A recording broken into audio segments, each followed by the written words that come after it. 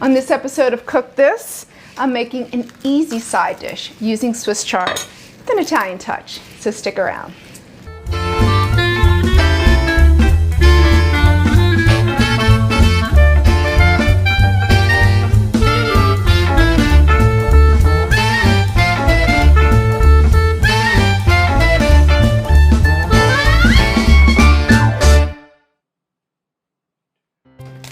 Hey guys, I'm Shereen with Cook This Swiss chard. Such a beautiful green.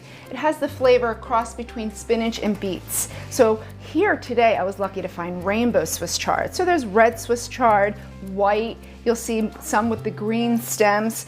Well, here I found some rainbow, so a little variety of each. So the first thing you want to do to prep your Swiss chard is just remove the greens. So we're going to triple wash them. They're really sandy. And then just slice the stalks. So I like to keep some of the stalks, not a lot, because sometimes it can overpower this dish, but it really adds a great texture and crunch. So we're just going to slice these, wash our chard, also wash our stems, and then begin this really easy side dish using cannellini beans.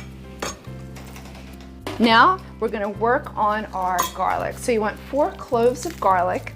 So we're going to mince that along with some shallots, some red pepper seeds. And you're probably wondering, well, you prepped the chard, we're getting garlic, shallots, what are we making? Well, this is just a really simple side dish, sauteing Swiss chard, but I'm adding cannellini beans. So it gives it a nice meaty sort of side dish. Really, if you're a vegetarian, it's a great main dish as well.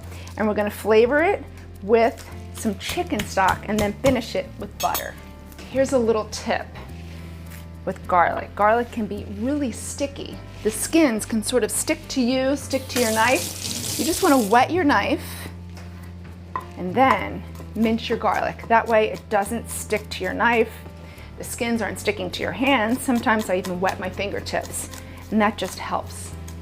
So the garlic and the shallots are going to flavor the Swiss chard and give it really robust flavor. All right, now we're prepped. So you just want to heat your skillet. We're going to add a little bit of canola oil.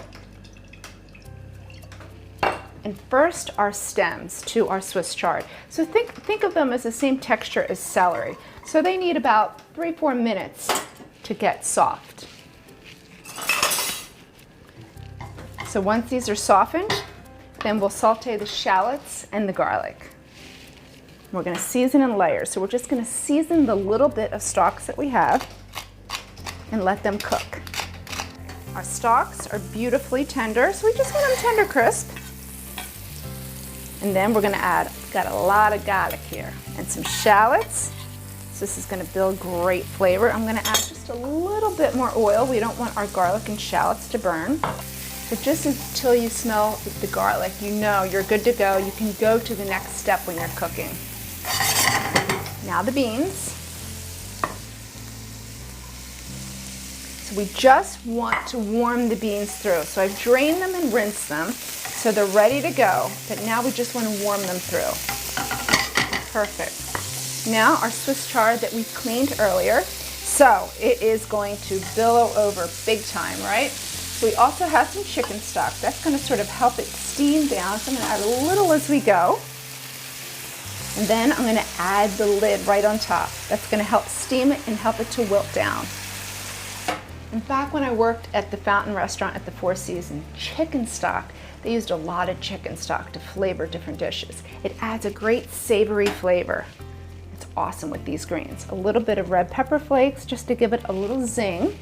And then we're going to season it with salt and pepper. I'm going to put the lid on it and let it wilt down.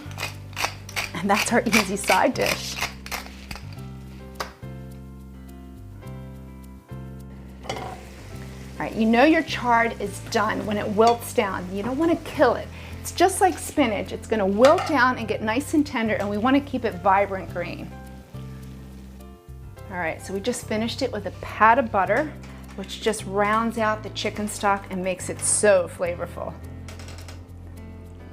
So this is an easy side dish any night of the week. Great with pork, fish. So if you want this recipe, check out the newspaper's website. Or if you have any questions for me, tweet me at @tweetneats. Enjoy.